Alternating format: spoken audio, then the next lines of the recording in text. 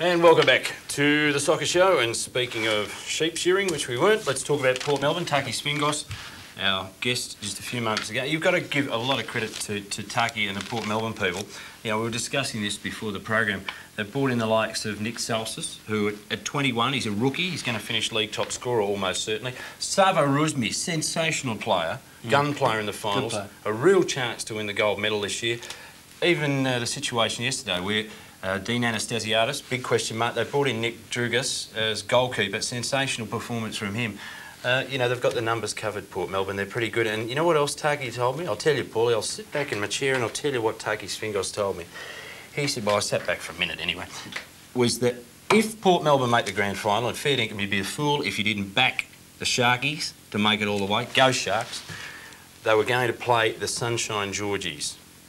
Now, they have been a red-hot team in the last couple of months. The captain of the Sunshine Georgies, the man next to me wearing his toupee tonight, NormDougherty. Thanks, Greg. Good on you, Norman. Thanks for joining us. Pleasure. Welcome, Norman. Paul. Sunshine Georgies, you know, the coach of Port Melbourne, and they have been the hot team of the year. He reckons it's going to be Sharks against the Sunshine Georgies in the grand final. Norman, would you be that confident at this point? No, I think there's 5 teams in the finals. Everyone's in with a chance. I'd like to think that it's going to be Port Melbourne. Port Melbourne and Sunshine Georgies. And I think he's a good judge of character and a good judge of soccer. And I think I hope to be there with him. Yeah, well, you did mention the Sunshine Georgies if they didn't play you in the senior team for the remainder. Right, okay. But seriously, I mean, the Sunshine Georgies, this has got to be the year, doesn't it? Because it's your 3rd year back in the playoffs and you've made it hard in recent times. You've had to come from the elimination final and you've edged your way. You've had a couple of finals wins, but this is the year. You've got the double chance almost certainly. Absolutely. I mean, last season, this is basically the first season at George Cross since I've been there in the 4 years I've been at George Cross that we've kept this basically the same side as what we had last year. There's been a lot of chopping and changing over the last 4 years. And at the start of the season, our aim obviously was to win the league with the nucleus to the side. It hasn't sort of worked out that way, but next best option, I guess, is to get 2nd or 3rd place for the double chance.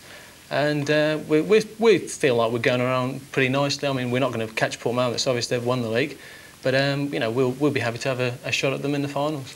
Norman, you've got Albion away and Faulkner at home for your last 2 games. Yep. You only need 3 points to be absolutely 100% sure of that double chance in the finals. That's true. Have you pinpointed either one of those 2 games as the one to make sure of it, or is it just Albion this week? Well, I mean, we take you know, the Albion game as the one. Albion beating themselves in the 5. It's very important for us to be beating sides that are currently in the 5. So psychologically, we'd like to get Albion out of the way, and have the sort of the last week of the league for the coach to choose whether he wants to rest players or for other players to get over injuries and so forth. So definitely we'll be going for Albion this weekend.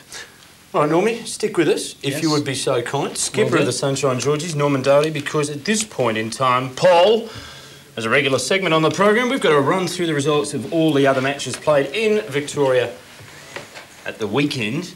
And there was a lot of matches, as you pointed out before, rained out, but there was still plenty of action around the competitions. And if you'd be so kind, sir, young Paul, Williams. Just before we do that, Blakey, we better have a look at the Premier League ladder. Ah, yes, good point. The Premier League ladder. Your area of speciality. Thank you very much. A quick run through the Port Melbourne Sharks, runaway league leaders, undefeated, 66 points.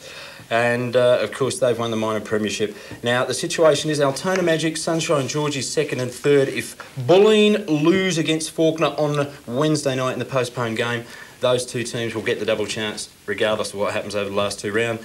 In the top 5 at the moment, Bulleen and Albion, and really the only other side with a genuine chance, I think, at this stage is North Geelong. Then we've got Green Gully, Faulkner. Now the teams in relegation trouble, we've got Preston, Box Hill. They've been a form side. I think they're going to get out of it now, the Hillmen. St Albans, Springvale, Werribee, and at the very bottom of the ladder, Doncaster Rovers, who would need a miracle of monumental proportions to get them out of trouble. The top scorers. No chance whatsoever. No chance whatsoever.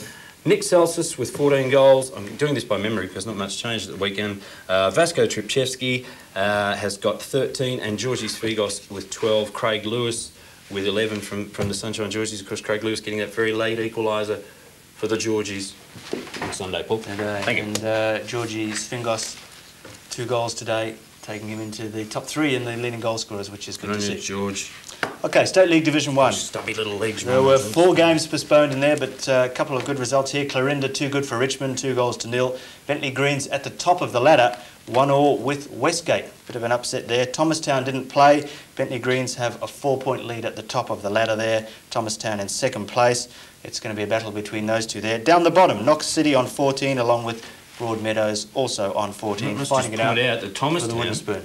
I must just point out that Thomastown is NormDougherty's first club when he came to Australia, and they haven't been the same without him, have they, Norman? Well, they haven't there, Greg, but maybe one day I'll get a chance to go back. Maybe next year you'll be playing against them if they can get promoted. Possibly too. Top scorers in the State League Division 1, Chris Andriotis on 19, Peter Petrakis on 17. It's been those two all season, and they will fight out the top scorer in the league at the end of the season. State League Division 2, upset here. Essendon Brunswick Royals 2, Ringwood City 5. An absolute upset there. Ringwood second from bottom on the ladder. And Clifton Hill 0, Moorabbin 2. They remain at the top of the ladder with 43 points. Springvale White Eagles also on 43. They didn't play. Down the bottom, as I said, Ringwood City on 15. Clifton Hill still well and truly in last place on 9 points. Top scorers in State League 2, Livingston, Michaelakopoulos and Sturton all tied on 14 goals apiece. Looking at State League Division 3 now, Keilor Eagles 1, Sunbury United 3, good win there. Westvale 3, South Dandenong 2. Westvale, well, they've won the championship, as you've already seen in the show, on 52 points. Melbourne City on 44. Sandringham on 3 points, though they didn't play a game, and they had 2 points last week, so you try and work that out yourself at home. Sunbury United in second bottom spot on 16. Top scorers there, Nick Papadopoulos 21. Marcus Cabrera and Billy Wright, a blast from the past, on 17 goals apiece. It's fairly harsh. He's not dead yet, Paul. No, well, some would say he may be. That as old as you, Blake. It's not far off it. State League Division 4, one main game there. Geelong 1, South Springvale 2. Top of the league, Geelong. Sharing that spot is Cranbourne and South Springvale. Anyone's championship there. Down the bottom is Doveton on 15. Brighton, of course, have folded. They only had a point. South One Turner, third bottom on 18. Top scorers, Mike Macaulay. A few big clubs checking this young lad out, I can tell you. He's got 23 goals, and Zlate Bogoevski has got 21 goals. That's it from the State League. Time for the Provisional League. Okay, quick run through the Provisional Leagues. I must just make mention too of the lovely Kathy Dougherty, who's probably now only realising the dramatic mistake she made by marrying this man over summer. Kathy, g'day to you. Provisional League Division 1, Moreland City, the top side with 53 points. Down the bottom, Dandenong, as it's been for some significant period of time. In Provisional League Division 2, Keysborough and Mornington share the lead. At the bottom, Monash University. And in Provisional League Division 3, Metropolitan, Endeavour United runaway league leaders, Carrum United on the bottom. And, of course, in Provisional League 3, Northwest, Whittlesea, Sydenham Park and Darebin racing neck and neck, Paul, at the top of the ladder. Down the bottom, Mill Park and West Preston, so the northern suburbs struggling there. And in Provisional 3, South East Central, to wrap it up, One Turner on top, woohoo! And down the bottom, Collingwood City and RMIT. That's all. I'm finished. That's it for the Provisional League.